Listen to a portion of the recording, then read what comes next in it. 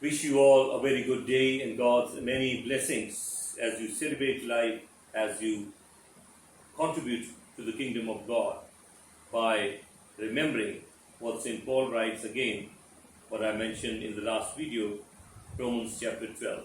Now he begins by saying, offer yourselves as a living sacrifice to God. Now we have seen sacrifices being slaughtered and the blood ooze out, and in order to please God, this is a painful experience. So by becoming living sacrifices, that is what you and I are expected to experience, that pain of living a life of sacrifice. Because Jesus says, going through the narrow gate, because the gate to hell is wide and there are many who travel it. Well, choice is ours. Are we going to be a God's minority in this world? Because we are, especially in this country. Now, bullying, getting sidelined, or insulted, or being deprived of benefits is something that is going to be part of the slice we have chosen. And that's our choice, to be a living sacrifice. And once we understand that, it becomes a joy for us to lead that life, to be witnesses in a world where everybody is traveling through the wide gate, because that's the majority. But wide is the gate that leads to hell, and there are many who travel it. Well, we haven't chosen that path. We have chosen, we are aiming at, we are focusing on heaven. And in case we are aiming to enter His kingdom or heaven, well, this sacrificial life is going to help us. If we become carefree, if we are 50-50, then certainly things aren't going to help us. So let's understand this, and once we understand it, it might become our own nature, because we know the consequences of traveling through the wide gate is ultimately going to land us somewhere else and not the destination for which we have started. God bless us. आमीन। सबको जय मसीह की। आपको आज का दिन मुबारक हो, जब हम इस जीवन के पर्व को मनाते हैं, खुशी मनाते हैं।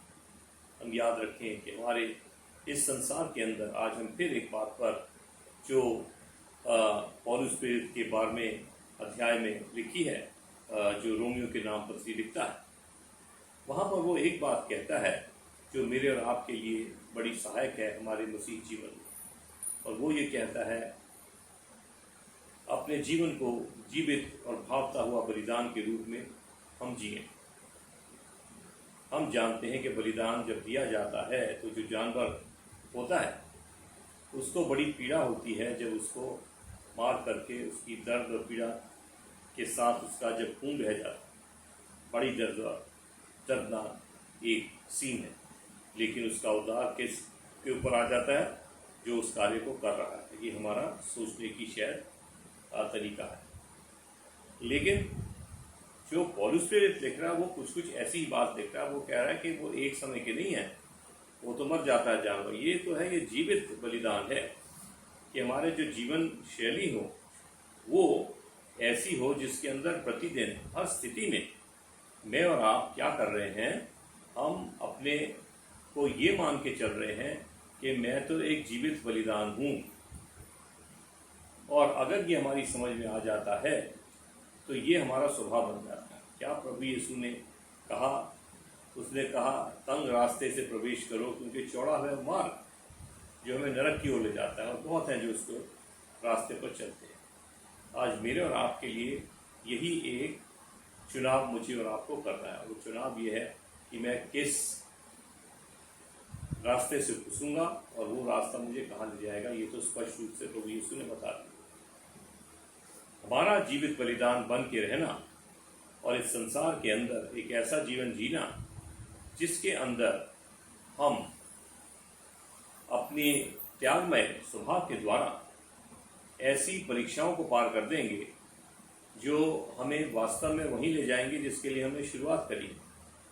और यदि हम उनमें से हैं जो बड़ा ढील ढाल वाली जिंदगी में आ जाते हैं, समय समय पर घुटनों पे आ गए, इकरार करने लग गए, वो वाली नहीं।